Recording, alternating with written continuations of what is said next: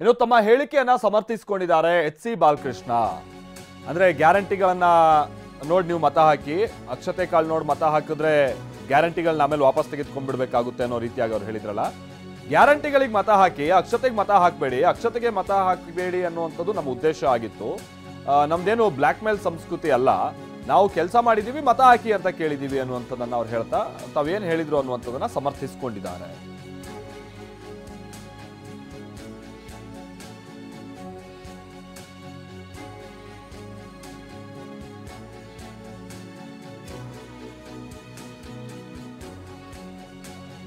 ಹಾಗಾದ್ರೆ ಎಚ್.ಸಿ. ಬಾಲಕೃಷ್ಣ ಅವರು ಏನಂತ ಹೇಳಿದ್ದರು, ಈಗ ಅದನ್ನ ಏನಂತ ಅವರು ಅದನ್ನ ಡಿಫೆಂಡ್ ಮಾಡ್ಕೊಳ್ತಾ ಇದ್ದಾರೆ, ಸಮರ್ಥಿಸ್ಕೊಳ್ತಾ ಇದ್ದಾರೆ, ಬನ್ನಿ ನೋಡೋಣ. ಈಗ 2000 ಹೆಣ್ಮಕ್ಳು ಕೊಡ್ತಾ ಇದೀವಿ, ಅದಲ್ಲದೆ ಕರೆಂಟ್ ಬಿಲ್ ಕಟ್ತಾ ಇಲ್ಲ, ಮರ್ತ್ಬಿಟ್ಟಿದ್ದೀರಾ. ಕರೆಂಟ್ ಅಂದ್ರೆ ಬಿಲ್ ಕಟ್ಟೋದು ಮರ್ತ್ಬಿಟ್ಟಿದ್ದೀರಾ.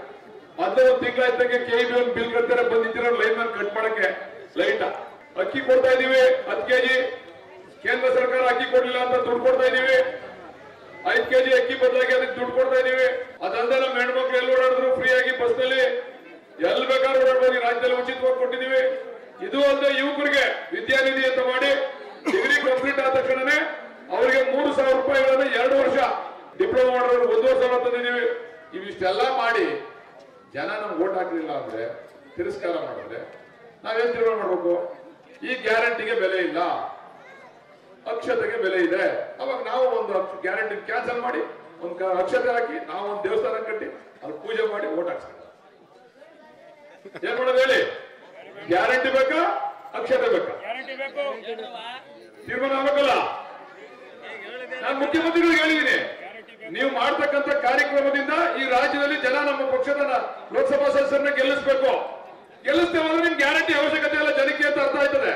ನಿಮ್ ಗ್ಯಾರಂಟಿ ಬೇಕಾಗಿಲ್ಲ ಜನಕ್ಕೆ, ಗ್ಯಾರಂಟಿ ಅವಶ್ಯಕತೆ ಇಲ್ಲ.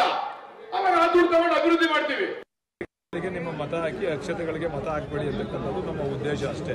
ತೆಗೆದೇ ಬಿಡ್ತೀವಿ, ನೀವು ಹಾಕ್ಲೇಬೇಕು ಅಂತ ಬ್ಲ್ಯಾಕ್ ಮೇಲ್ ಸಂಸ್ಕೃತಿ ಅಲ್ಲ. ನಾವು ಕೆಲಸ ಮಾಡಿದ್ದೀವಿ, ನಮಗೆ ಮತ ಹಾಕಿ ಅಂತಕ್ಕಂಥ ಮನವಿಯನ್ನು ಮಾಡಲಿಕ್ಕೆ ಈ ರೀತಿ ಹೇಳಿಕೆಗಳನ್ನ ಕೊಟ್ಟಿದ್ದೀವಿ. ಯಾಕೆ ಸರ್ ಈ ರೀತಿಯಾದಂತಹ ಗೊಂದಲಮಯವಾದಂತಹ ಹೇಳಿಕೆಗಳು ಬಾಲಕೃಷ್ಣ ಅವರು ಹೇಳುವಂಥದ್ದು? ಯಾಕೆ ಜನರಿಗೆ ಬ್ಲ್ಯಾಕ್ ಮೇಲ್ ಮಾಡ್ತಿದ್ದಾರೆ ಅಂತ ಅನ್ನೋದು ಆರೋಪ. ನಮ್ಮ ವಿರೋಧಿಗಳು ಇನ್ನೇನು ಹೇಳ್ತಾರ್ರಿ, ಸರಿ ಅಂತಾರೇನ್ರಿ? ಆರೋಪನೆ ಮಾಡ್ಬೇಕು, ಅವ್ರು ಆರೋಪ ಮಾಡಲಿ. ನಾವೇನು ಯಾರನ್ನೂ ಬ್ಲ್ಯಾಕ್ ಮೇಲ್ ಮಾಡ್ತಾ ಇಲ್ಲ, ವಾಸ್ತವಾಂಶನ ಜನಗಳ ಮುಂದೆ ಇಡ್ತಾ ಇದೀವಿ ಅಷ್ಟೇ. ಯಾತಕ್ಕೆ ನೀವು ಕಾಂಗ್ರೆಸ್ ಓಟ್ ಹಾಕಬೇಕು, ಯಾತಕ್ಕೆ ನೀವು ಬಿಜೆಪಿ ಓಟ್ ಹಾಕಬೇಕು ಅನ್ನೋಕ್ಕಂಥ ವಾಸ್ತವಾಂಶನ ಜನಗಳ ಮುಂದೆ ಇಡ್ತಾ ಇದೀವಿ. ಹಿಂದೆ ಜನಧನ್ ಇದನ್ನ ಅಕೌಂಟ್ಗಳನ್ನ ಓಪನ್ ಮಾಡಿ 15 ಲಕ್ಷ ಎಲ್ಲರ ಅಕೌಂಟ್ಗೂ ತಂದ್ಬಿಡ್ತೀವಿ. ಕಳ್ಳರುಗಳೆಲ್ಲ ತಗೊಂಡೋಗಿ ಇಂಡಿಯಾದಲ್ಲಿರೋ ಕಳ್ಳರುಗಳೆಲ್ಲ ತಗೊಂಡೋಗಿ ಸ್ವಿಸ್ ಬ್ಯಾಂಕಲ್ಲಿ ದುಡ್ಡು ಇಟ್ಬಿಟ್ಟವ್ರೆ, ತಂದು ಹಚ್ಚಿಬಿಡ್ತೀವಿ ಅಂತ ಹಂಚಿದ್ರ. ಇದನ್ನ ನೀವು ಮಾಧ್ಯಮದವರು ಪ್ರಸ್ತುತ ಪಡಿಸಬೇಕಲ್ವ? ಚುನಾವಣೆ ಬಂದಂತ ಸಂದರ್ಭದಲ್ಲಿ ಅವ್ರು ಹೇಳಿದ್ರು ಮಾಡ್ಲಿಕ್ಕಾಗಲ್ಲ, ನಾವು ಹೇಳ್ಬಿಟ್ಟು ಮಾಡಿದೀವಿ, ಅದಕ್ಕೆ ನಮಗೆ ಓಟ್ ಹಾಕ್ರಪ್ಪ ಅಂತ ಮನವಿ ಮಾಡ್ತಾ ಇದ್ದೀವಿ. ವೈಯಕ್ತಿಕ ಅಭಿಪ್ರಾಯನ ಅಥವಾ ಪಕ್ಷದಲ್ಲಿ ಚರ್ಚೆ ಆಗಿದೆ ಸರ್? ವೈಯಕ್ತಿಕವಾದಂತಹ ಅಭಿಪ್ರಾಯ, ಪಕ್ಷದಲ್ಲಿ ಯಾವುದೋ ಚರ್ಚೆ ಆಗಿದೆ. ಈ ಗಮನಕ್ಕೆ ಏನಾದ್ರು ತಂದಿದ್ದೀರಾ ಸರ್ ಸಿದ್ದರಾಮಯ್ಯ ಅವರು? ಚರ್ಚೆ ಮಾಡ್ತೀವಿ, ಮುಂದಿನ ದಿವಸದಲ್ಲಿ ಚರ್ಚೆ ಮಾಡೋಕೆ. ಅಭಿವೃದ್ಧಿ ಆಗಬೇಕಲ್ಲ ಅಂದ್ರೆ 60,000 ಕೋಟಿನ ಕೊಟ್ಟಿದ್ದೀವಿ ನಾವು ಜನಗಳಿಗೆ ಅಂತಂದ್ರೆ, ಈಗ ಕನಿಷ್ಠ ನಮ್ಗೆ 500 ಕೋಟಿ ಸಿಗ್ತದಪ್ಪ. ಅದು ನಿಲ್ಲಿಸ್ಬಿಟ್ರೆ ನನ್ನ ಕ್ಷೇತ್ರದ 500 ಕೋಟಿ ಹೆಚ್ಚಿಗೆ ಕೆಲಸ ಮಾಡೋಕ್ಕಾಗಲ್ಲ ಕಾಮಗಾರಿನ. ಅದನ್ನು ಬಿಟ್ಟು ಅದ್ರ ಜೊತೆ ಕೆಲಸನೂ ಮಾಡ್ತಾ ಇದೀವಿ. ಅದನ್ನು ಬಿಟ್ಟು ಜನಗಳಿಗೂ ಕೂಡ ಅನುಕೂಲ ಮಾಡಿಕೊಟ್ಟಿದ್ದೀವಿ, ನುಡಿದಂತೆ ನಡೆದಿದ್ದೀವಿ. ಅದಕ್ಕೆ ನಮ್ಗೆ ಆಶೀರ್ವಾದ ಮಾಡಿ ಅಂತ ಕೇಳ್ತಾ ಇದ್ದೀವಿ. ಜನ ನಿಮ್ಗೆ 5 ಯೋಜನೆಗಳನ್ನ ತಂದಿದ್ರಿ, ಅದಕ್ಕೆ ಮತ ನೀಡಿದ್ರೆ MP ಚುನಾವಣೆಗೂ ಬೇರೆ ಯೋಜನೆಗಳನ್ನ ತರಲಿ ಅನ್ನೋ ಮಾತುಗಳು ಬರ್ತಿದೆ ಸರ್. ಆಯ್ತು, ಅವ್ರಿಗೆ ಯಾಕೆ ಮತ ನೀಡಿದ್ರಿ? ಹಂಗಾರೆ ಬಿಜೆಪಿಗೆ ಯಾಕೆ ಮತ ನೀಡ್ತೀರಾ?